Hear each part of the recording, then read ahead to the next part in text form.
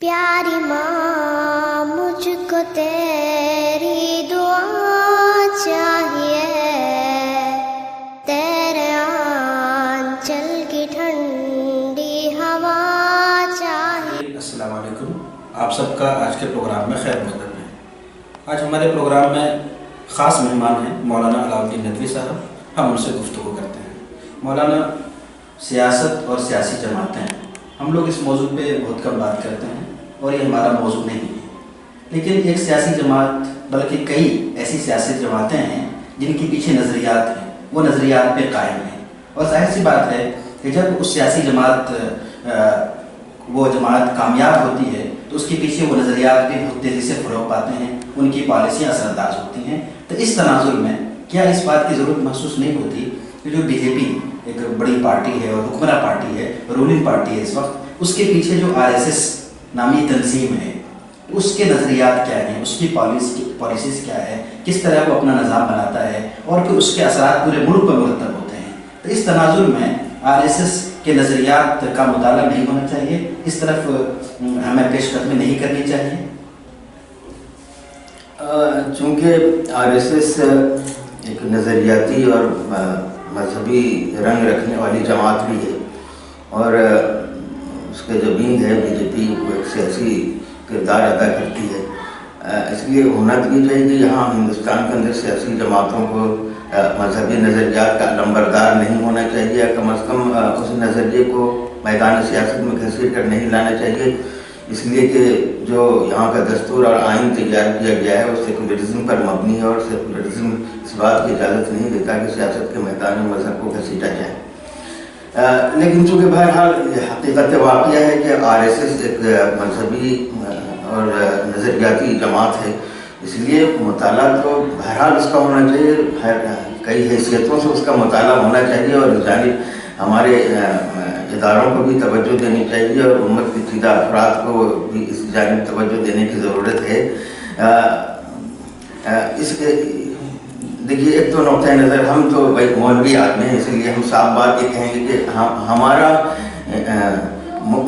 किसी भी गैर मुस्लिम से जब हमारा साबका पड़े तो हम तो खालिस दावती और दीनी नुक्ता नज़र से उससे बातें करेंगे। इस तनाजुर में तो हमें जो है उनकी ज़बान सीखनी चाहिए, हमें इस मुल्क की जो ज़बान है पहले तो उसकी तरफ तवज्जो देनी चाहिए। उसके बाद जो है चूँकि बीजेपी जो एक सियासी विंग है आरएसएस का, 14 में मरकज़ में उसने हुकूमत भी हासिल कर ली है और इस हुकूमत के नतीजे में जो इस वक्त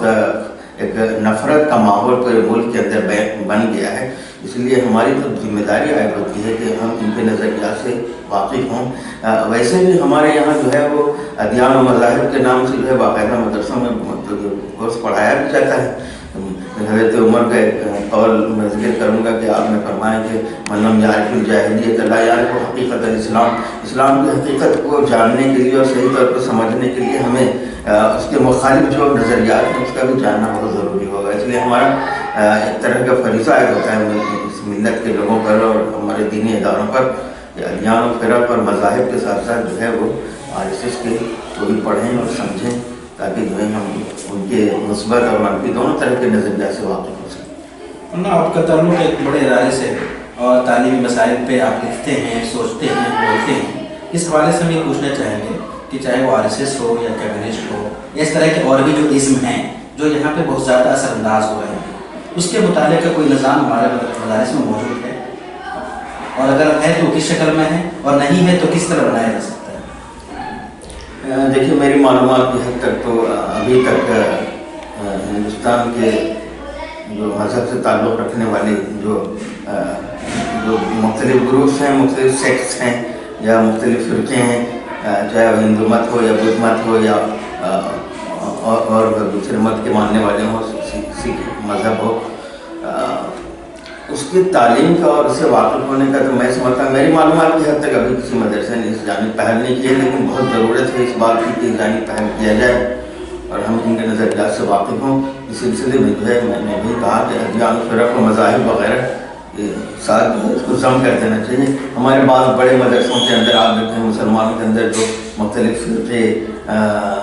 चाहे वो हमारे नुक़्ता नज़र से सही ना, उनके बारे में जो है बाकायदा कोर्स है और